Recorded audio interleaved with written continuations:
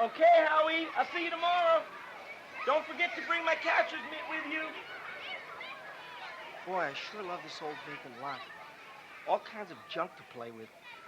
I hope they don't clean it up for a long time. It's better than Disneyland. Hey, what's this? Some old 45 records. I'll be darned. Oh, heck, most of them are busted. Oh, here's one that looks okay. Doesn't say what the song is. I think I'll take it home and see what it sounds like. Sure is a weird-looking record, though. Denny, what's that racket? Just playing a record I found, Dad. Why don't you try using a needle in the phonograph? I am, Dad. I guess maybe the record was out in the sun and the grooves got melted together. Let me see. Denny, that's not a 45 record. It's a floppy disk. A what? It's a floppy disk. They use them in computers for memory storage. Where'd you find it? In the vacant lot. There was a box of stuff, old newspapers and things and some 45s. That's where I found it. It's strange that somebody would throw away something like this. It might be important. Important? Why? To who? Well, a disk like this can hold a lot of information that a computer needs to make it work, to do what the operator wants it to. I thought computers did things the way they wanted to. No, son, they don't. A computer can do only what's programmed into it. Human beings tell it what to do. And this floppy thing can tell a computer how to behave? Sort of. Look, you should know a lot about computers and how they work, so I'm thinking... Why? Well, because... Come on, Dad. That's the same reason Mom gives me when I don't want to eat liver. Well, you should know about computers because they're everywhere. They affect our lives all the time, and people who don't know about them will be left behind in lots of ways. Besides, those video games are computers, too. Yeah? Yeah. Look, I resisted learning about them for a long time, but finally it got to where I had to know what was happening in order to continue with my job. They've installed computers and word processors at the office, and to be honest, I don't know how we got along without them before.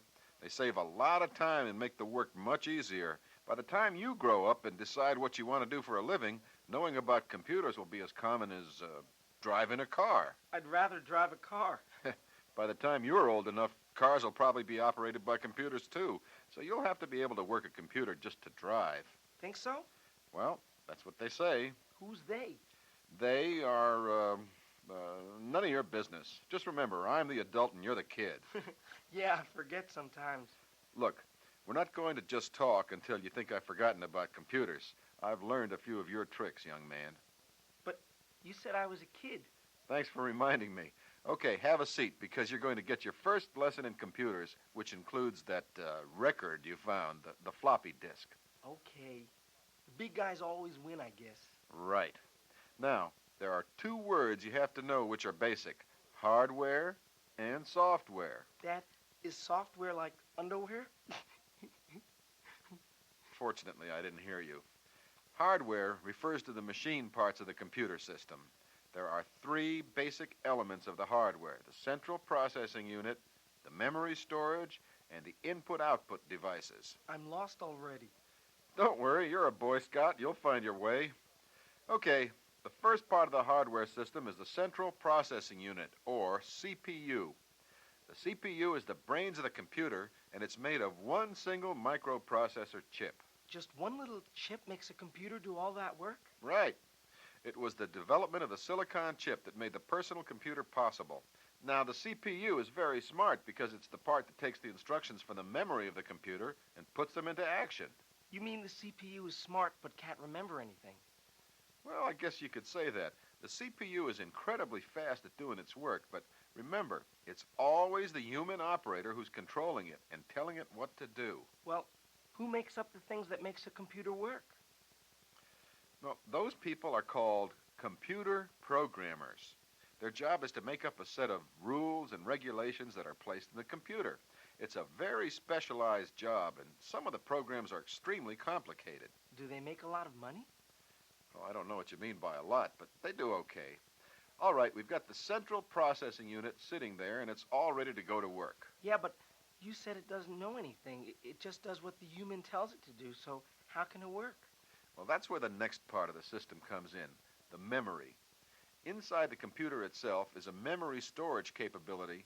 Actually, there's two types. One is called random access memory, and the other is called read-only memory. I bet people don't go around saying that. They probably make it shorter. You're right. Random access memory is called RAM, and read-only memory is called... ROM, right? That's right, ROM. Hey, I don't care if you're bored by all this, just so you remember everything. I'll remember. Okay, what about the two kinds of memory in the computer? So what? So, RAM can be changed by the user of the computer. You mean like I use my tape cassettes over again? Same principle, but ROM can't be changed. That was placed in the computer by the manufacturer. Why'd they have two kinds? Sounds dumb to me. Hey, I'm only your father, not a genius. Mom says you are. She's not talking about computers. And let's not get off the subject. Okay, random access memory is limited in the size of information it can store, and you need more memory than it can provide most of the time. So why don't they... I don't know why they didn't make it bigger. Anyway, so you can have more memory storage, there are outside devices which have a huge memory capacity, and that's another part of the hardware of the computer system. That's where the floppy thing comes in. The floppy disk. Let's use the correct terminology, Denny. Okay, floppy disk. There are several types of outside memory storage. Outside? You mean outside the central processing unit? Hey, you're so smart, it makes me cry. Yes, outside the central processing unit. Some of the less expensive models of computers use audio cassettes like you use in your stereo system, but they're very slow and you have to go back and forth to find the information you want. Just like I have to wind and rewind to find the song I want to hear? Same thing. Why use it then? Well, like I said, it's less expensive, and some people don't have the money to start with a more up-to-date system. So the gadget that plays the cassettes is hooked up to the central processing unit? Right. And the CPU takes orders from the computer operator about what information and commands it has to do. And the cassette player would be a part of the hardware system? Right again, kid. Now, another part of the hardware of the computer system is the disk drive unit. That's the thing that you put the floppy disk into in order to make it function. The floppy disk is a thin piece of plastic coated with a magnetic material, something like the material they use on magnetic tape. You can buy already made-up programs, or you can use a blank disk to make your own. What do you mean, programs? Well, for instance, if I were an accountant and wanted to use the computer for my work, I'd buy a floppy disk that would have accounting information on it. Then I'd put it in the computer and use it to do taxes, figure out interest rates, or anything else to do with accounting. And it makes it easier? Easier and faster. There are all kinds of programs you can buy, from recipe files to home building to electronics to languages to just about anything you'd be interested in. I get it. If the CPU and the disk drive are hardware, then the programs must be software, 'cause they're soft and bendy and cute. Well, not exactly the way Einstein would put it, but that's right. In a nutshell, a floppy disk is a storage device that stores programs or other information so that the information can be either recorded by or played back to the computer. This kind of information is called machine readable. Why? Gotcha there. I know the answer to that one. It's called machine readable because the signal sent out by the storage device, the floppy disk, is readable by the machine only, not by us. So what good does it do if only the computer can read it? Well, it's no good unless you've got a way to get it out of the system, and I'll get to that in a minute. Any questions so far? Uh-huh. How does the computer read the information on the floppy disk if it doesn't need a needle like on my phonograph? Well, when the disk is in the disk drive... A part of the hardware? Right. When the floppy goes into the disk drive unit, it's spun around at incredible speed. The playback and record heads are fixed on an arm that can be positioned anywhere on the disk. You know how on a record player you can pick up the arm and move it anywhere in just a second? Sure. Well, that's what makes the floppy disk so fast. The arm moves back and forth across the disk, just like on a phonograph record, and it can find the information in thousandths of a second. How long it takes the disk to find the information is called access time. Yeah, I sure can see how that would be faster than using the old cassettes. They're really a pain sometimes. Why haven't you asked me how much information can be stored on a floppy disk? Probably because I didn't think about it. And you haven't asked if the disks come in more than one size. Oh, I just thought they would, because records come in different sizes. Say, Father, what sizes do these amazing floppy disks come in, and how much information can they hold? I wonder if there's a law against a kid's intellectual abuse of a parent. Okay, Mr. S. Alec. Floppies come in two sizes, 5¼ inch and 8 inch. Now, the way the storage capacity is measured is in kilobytes. That's thousands of bytes, right? I thought you didn't know about computers. I don't, but I know about the metric system, and kilo means 1,000. It's a Greek prefix, like a kilometer is 1,000 meters, like that. Okay, Mr. Information. What's a byte? Don't know. Ha! A byte is 8 bits, and a bit is one character or letter. Floppy disk capacity is from about 80,000 K up to about 800,000 K, speaking in bytes, of course. Wow, that's really incredible. You mean you're impressed? Am I? That little piece of plastic coated with magnetic junk can hold 800,000 bytes of information? Really? Really. And the computer can search through the disk in milliseconds and find just the piece of information you're looking for? Correct. Why so impressed all of a sudden? Well, I guess big numbers impress me, maybe. You could probably have a whole book or something on just one of those disks, right? Sure, or any other thing you wanted. Computers are really amazing devices that can help your learning and work a lot easier. They'll do anything you want so long as they have the right program in them. Let's get one. A computer? Sure. They sound great. Well, what would you use it for? I don't know, but you could show me, couldn't you? Sure, I guess so. But before we think about buying a computer, there are a few more basics you should know. Okay, I'm listening. Sometimes, not very often, when you put a floppy into the disk drive chews it up and ruins it. So? So, if you had all your homework that week on a floppy disk and it was ruined, you might be in trouble, right? For sure.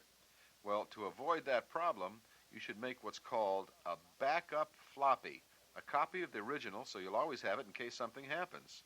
Like Mom says, better safe than sorry, huh? Well, yes, but she wasn't talking about computers then either. Oh.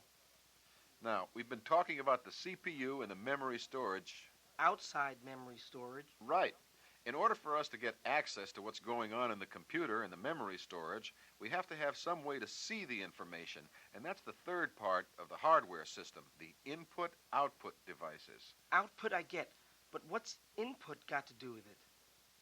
Listen and learn, kid.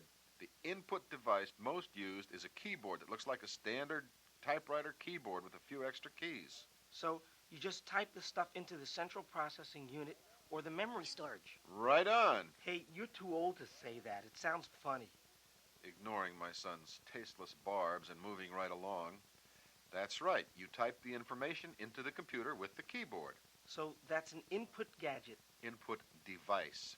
Now, in order to see the information or calculations or video games or whatever it is we want to see, we use a cathode ray tube, which is like... That's just a TV screen.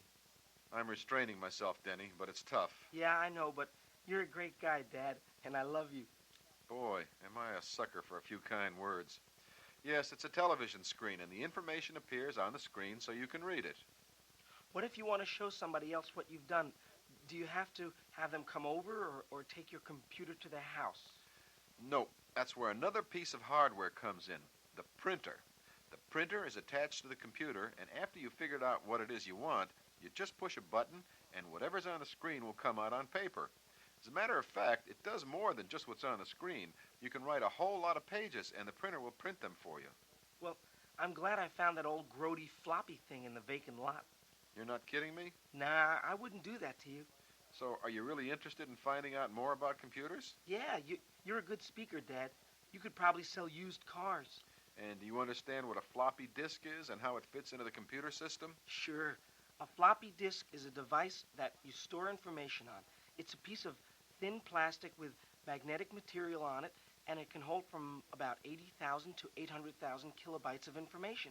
To get the information off the floppy... Or to put information on the floppy. Yeah.